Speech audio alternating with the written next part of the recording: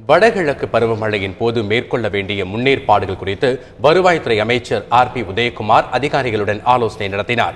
வடகிழக்கு பருவமழை தமிழ்நாட்டில் வரும் 24ஆம் தேதிக்கு பின் தொடங்க வாய்ப்புள்ளதாக வானிலை ஆய்வு மையம் அறிவித்துள்ளது.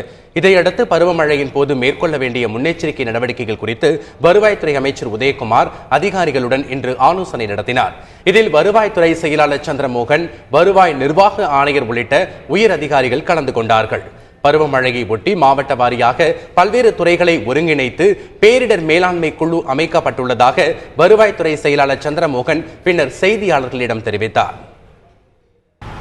இந்த நார்த் ஈஸ்ட் மான்சூனுக்கு தேவையான அனைத்து ப்ரிப்பேர்ட்னஸ் மெஷர்ஸ் அனைத்து மாவட்டங்களில் எடுத்துட்டு வருகின்றோம்.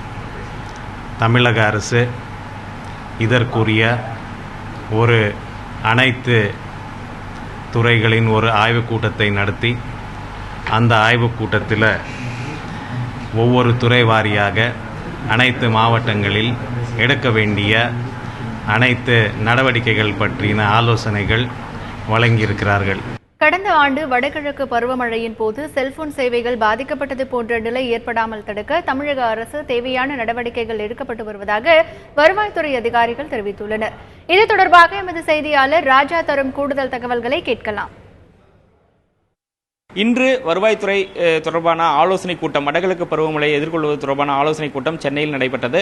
பின்னர் செய்தியாளர்களிடம் பேசிய வருவாய் நிர்வாக ஆணையர் சத்யகோபால், கடந்த டிசம்பர் மாதம் பெய்த கனமழை மற்றும் வெள்ளத்தால் செல்போன் சேவைகள் பாதிக்கப்பட்டதாகவும் அந்த போன்ற பாதிப்புகள் இனி வரும் காலங்களில் நடக்காமல் இருப்பதற்கு முன்னெச்சரிக்கை நடவடிக்கை எடுக்கப்பட்டுள்ளதாக தெரிவித்தார்.